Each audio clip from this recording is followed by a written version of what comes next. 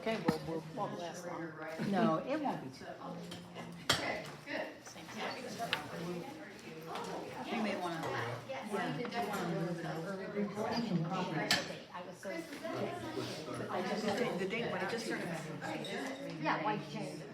It's Why didn't you, time to why remember those did treasured line initial members who have passed away since our last annual Well, because I wouldn't meeting. have registered when I did. My sincere apologies if I've missed anybody, but, we had in our newsletter as well as a couple different, reaching outs, and so, we've got an important group to remember.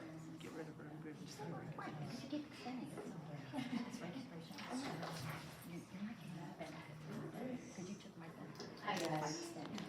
I'm gonna, open with a litany of remembrance that I remember Tom reading years ago for this exact Right, because you gave me. moment in the meeting.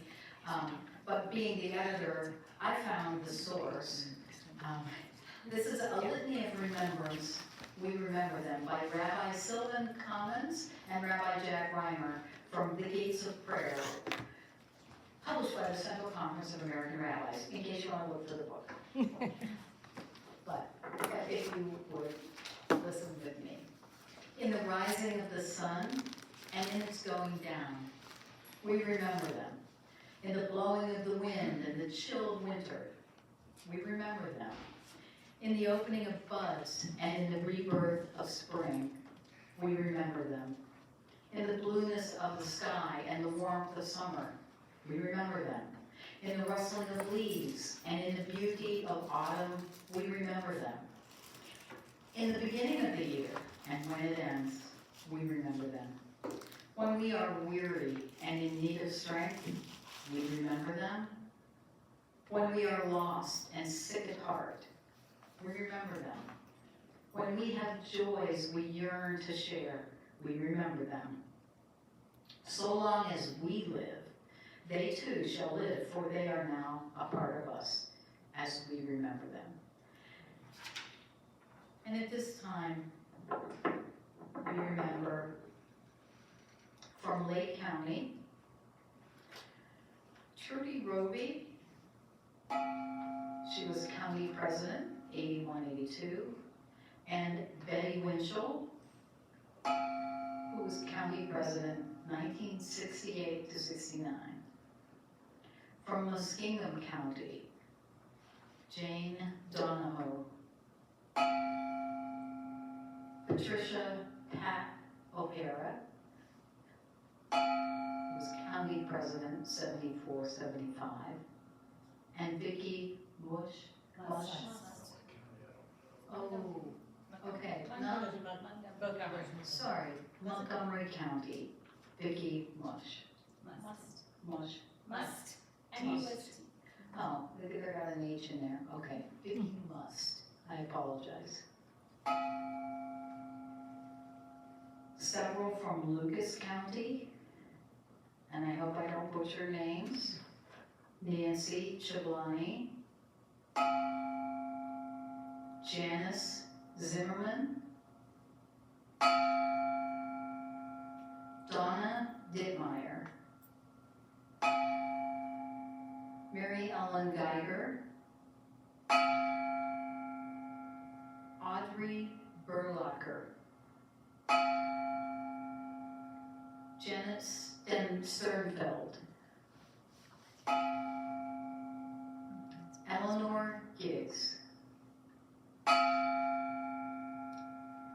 and someone who passed, who was 100 years old and a past president of Lucas County, Betsy Ford.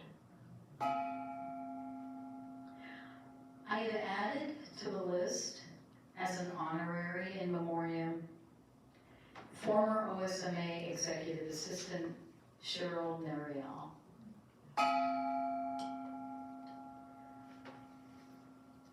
I should have opened also and let Tom say something about the Jan Curlin Memorial Gong.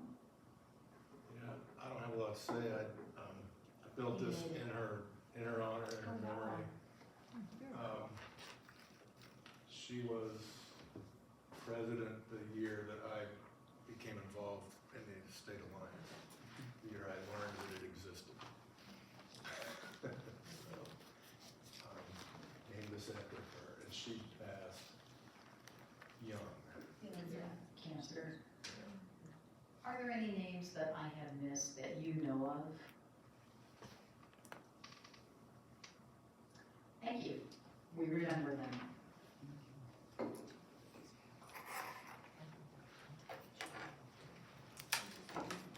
That was very nice, thank you. We appreciate it. So important to do each time.